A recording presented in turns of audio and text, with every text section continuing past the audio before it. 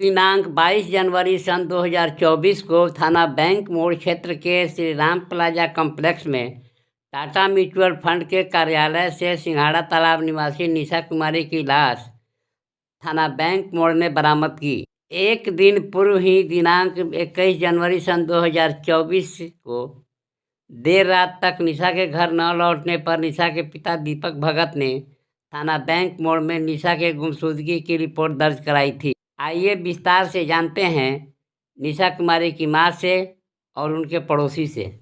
क्या हुआ होगा? मतलब वो संडे के दिन ऑफिस गई थी ना? नहीं हाँ। मार्केट गई थी। अच्छा, मार्केट गई थी। मार्केट गई थी कुछ सामान खरीदारी करने। कैसे ऑफिस पहुंची, कैसे क्या हुआ, कैसे संडे के दिन ऑफिस खुला, ये सब हमको लोग को कुछ समझ में नहीं आ रहा। इस सब का पता लगाना आप लोग का काम है जी।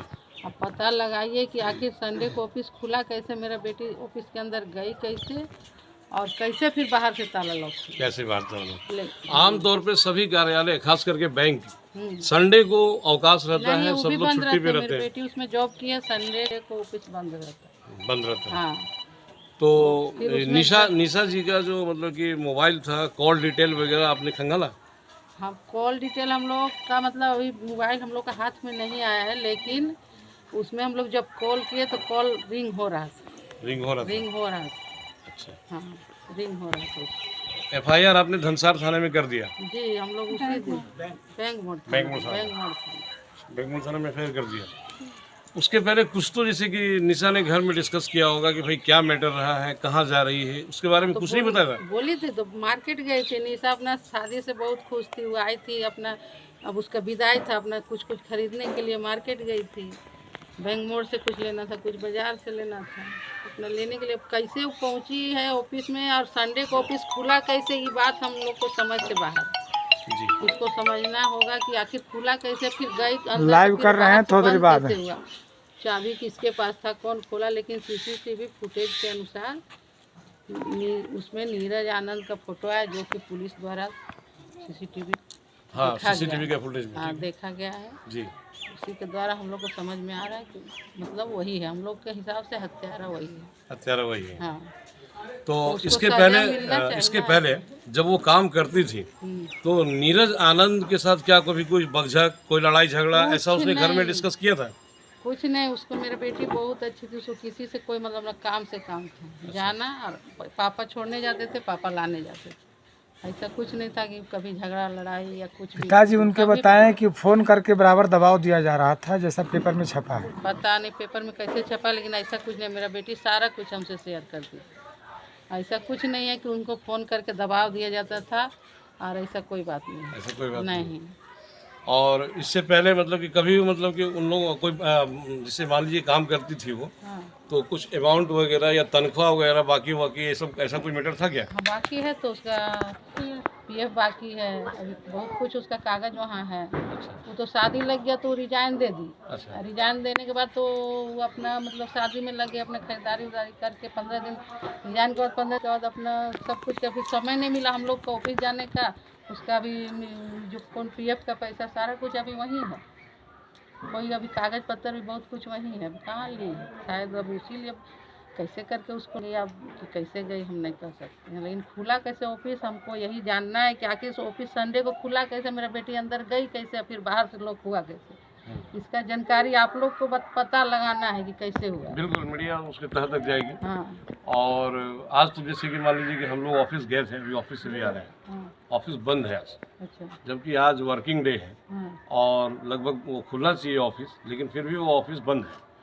तो हो सकता है कि भाई ब्रांच मैनेजर कहीं भाग गए हों चाबी वाबी लेकर। ऑफिस बंद है क्या है उसका जिम्मेवार हम लोग थोड़ी है कि कैसे बंद है क्या है कि लेके भाग गया क्या हुआ।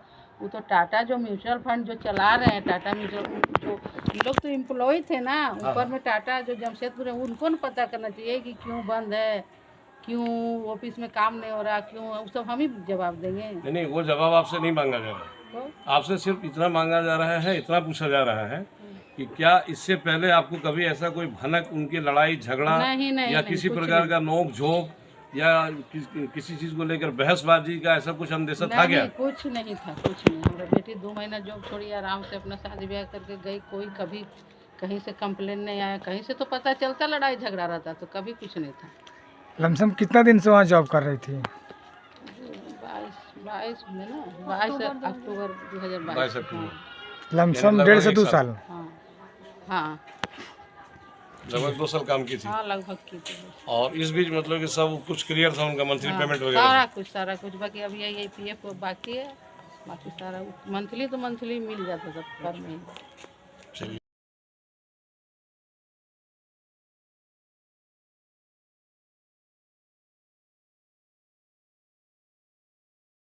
निशा है, उसकी शादी से पूर्व उनके पिताजी से मेरा बहुत फ्रेंडली रिलेशन रहा है। हर बात को हम लोगों ने ये हमसे भी शेयर करते रहे हैं। लेकिन ये कल दुखद घटना जब अचानक मीडिया के माध्यम से मेरे पास आई तो सहजा विश्वास नहीं हुआ कि ऐसा कोई घटना घटा है, क्योंकि पूरा देश के साथ में कल धनबाद भी प्राण प्रतिष्ठा के समारोह में सारा लोग उसमें लोग आनंद अपना मशगूल थे। लेकिन उसके बीच इस प्रकार का घटना होना, ये पूरा सुनियोजित एक तरीके से किया गया घटना है जो प्रतीत हो रहा है।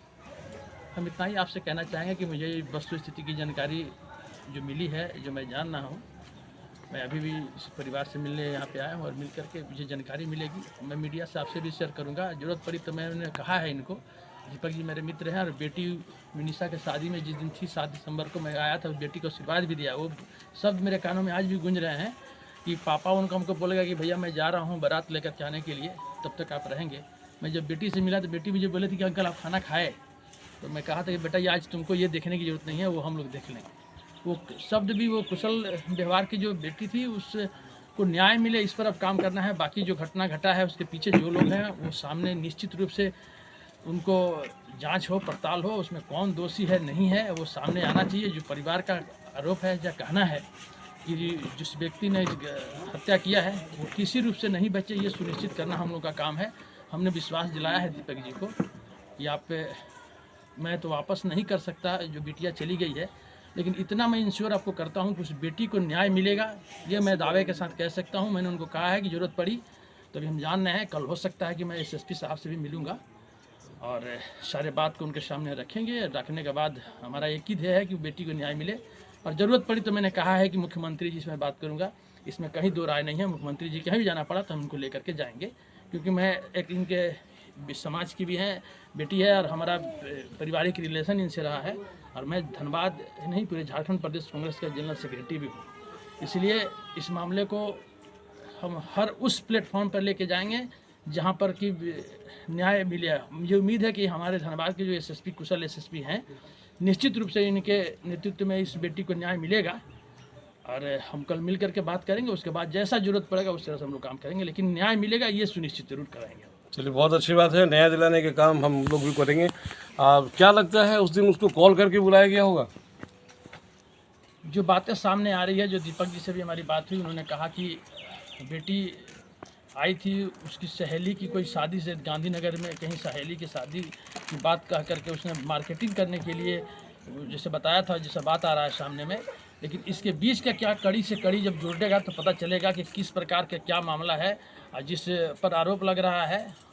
तो यही तो संदेश सबसे पहले रविवार को किस प्रकार वो कार्यालय उसे बुलाया गया, कार्यालय बुला करके, या जिस प्रकार जो मैंने CCTV फुटेज को भी देखा है, आप लोगों के मीडिया के चैनल में ही देखा है कि वो बेटी, उसमें टाइमिंग बताया जा रहा है 1:02 में बेटी चढ़ रही है उस कार्यालय में, और जो जिस पर जो नीरज आनंद तथा कथित जो आरोपी है हत्यारा, उसको 2:38 का जो समय बताया जा रहा है कि वो उतरते हुए एक झोला लेकर बड़ा सा उतर रहा है।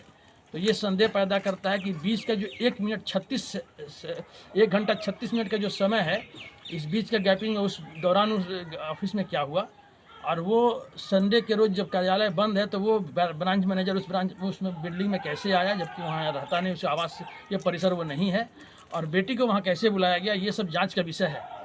और उसके बीच का जो कॉल लोकेशन है, इस सारा चीज़ जब कॉल डिटेल्स आएगा तो उसमें पता चलेगा कि कैसे कैसे क्या हुआ है। अब अभी तो हम लोग इस तरह के अंदाज़ा लगा सकते हैं, लेकिन जो परिस्थितियां सामने आ रही है उसमें निश्चित रूप से कहीं ना कहीं ये लगता है कि वो हत्यारा है। और क्योंकि इस तरह से उसे फरार होना, मोबाइल अपने घर में छोड़ देना, और कोई अवेलेबल नहीं है। अगर वो जिम्मेवार व्यक्ति होता तो ब्रांच का मैनेजर था, उस ब्रांच की वो कर्मी थी, अगर ऐसा घटना होता तो सबसे पहले उसको सामने आकर के मीडिया को जवाब देना चाहिए और इस वस्तुस्थिति को क्लियर करनी चाहिए। बिल्कुल सही बोल रहे हैं आप। जिस फ्रेंड की शादी में गई थी वो मतलब कि फ्रेंड से बात हुई कि भाई वो गई थी कि नहीं गई थी? नहीं, ऐसा मुझे अभी कोई जानकारी नहीं है कि वहाँ गई या नहीं गई। ये बात सामने आई है कि वो शादी के लिए कह करके वहाँ ससुराल से वो आई थी अभी रांची से जी।